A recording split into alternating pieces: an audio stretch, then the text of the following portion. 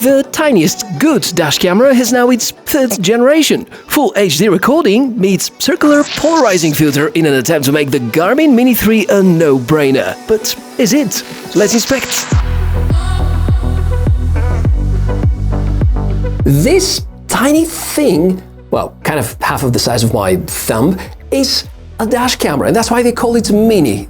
Generation 3 by Garmin, something that recently got released. I couldn't resist the urge to test something that costs nearly $150 and offers just 1080p video recording resolution.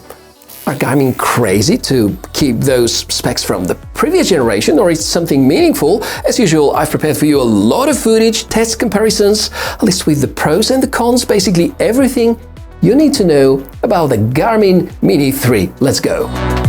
Some daytime samples as a starter. We know that if the day is bright, the footage is going to look great. The white balance feels a little off here, too yellowish. What you should pay attention to are the very bright and very dark areas. The better cameras could be able to maintain a good balance among these values, something that we refer to as dynamic range. Apparently, the shadows feel like a trap to the Mini 3 because they appear too dark for my taste and for 2024's standards. In the last 2 years, we can notice the rise of the Sony Starfish Generation 2, a type of image sensor line that is focused on dash cameras and is quite remarkable about dynamic range. I guess such one is not present with the Mini 3, considering the performance thus far.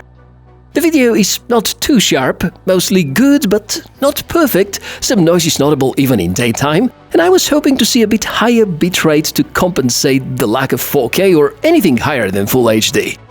At dark, the Mini 3 struggles a bit more, because the image sensor appears to be quite small, and still, the footage is rather acceptable. Having a 2-megapixel image sensor at 1/3 of an inch diagonal size supposedly should guarantee good amounts of light reaching each of these pixels. Sadly, Garmin do not disclose details about the aperture of the lens. We only know that it's a 140-degree wide field of view. Kind of a standard value. Side by side with the camera that is proven to be great, of course, makes the Mini 3 look rather bad. And this feeling will get even stronger as soon as I share with you that the camera on the right costs less, supports 2.7K resolution, and even comes with a rear module.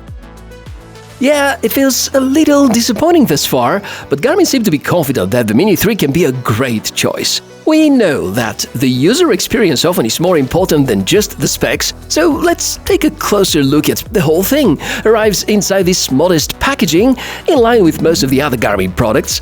I guess there's plenty of unutilized space inside after all. Here's the Mini 3, a true Mini indeed.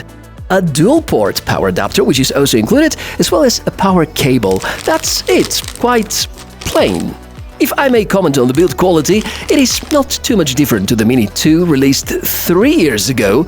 They've switched from vertical to horizontal placement, not quite sure why. There's a lens bump on the front, and this new edition which has an inbuilt polarizer, which can reduce the impact of reflections and flares. This is a seriously good idea, and I guess most vendors should go for it. There are a couple of control buttons, status LEDs, and that's pretty much it.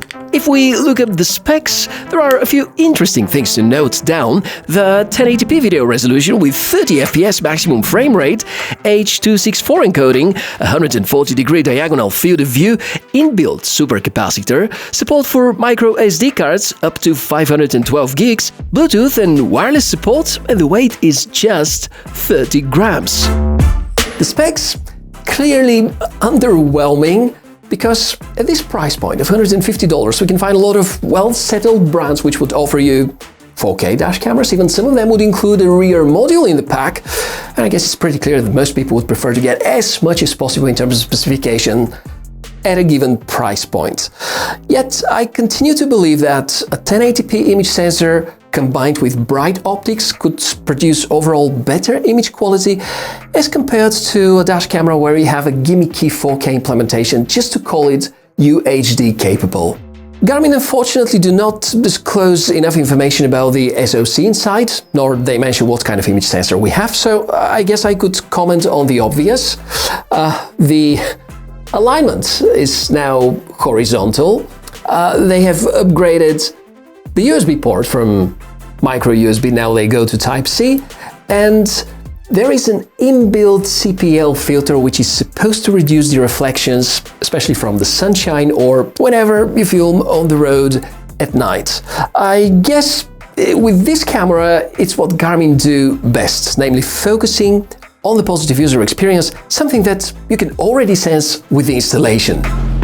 It's mostly easy and no special skills are required. Just find a good spot on the windshield, stick the adhesive tape there, then connect the USB cable and make sure to bring the other port of the cable to the car cigar lighter port. Would be good to somehow mask the cable whenever possible. It would be best to align the angle by using the smartphone app, because Mini 3 has no inbuilt display. If you need parking mode, then going for the so-called constant power cable is necessary, something to be ordered separately, just like a micro SD card, which is gonna be needed for storing the videos. If you decide connecting constant power, this also means that you should closely monitor the level of your car's battery. Looks like the Mini 3 is very power efficient after all and consumes just a few milliamperes worth of power. You can see the difference between regular recording mode and the consumption whenever the Wi-Fi is enabled. Let me show you the controls as well. There's a button which lets you preserve a recorded video and mark it as read-only, and a microphone button which lets you turn on or off the audio recording. Of course, the Garmin Mini 3 has an inbuilt microphone. I'm currently driving with about 65 km/h. You can hear about the noise levels from the car, and that's the quality you could expect from about 30 centimeters distance to the camera.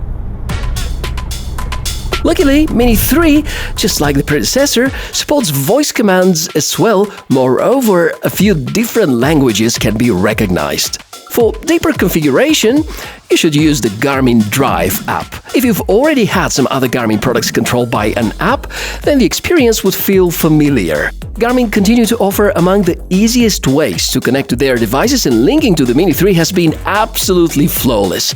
Not that there's too much for configuring inside, though, at least not in regards to the image quality.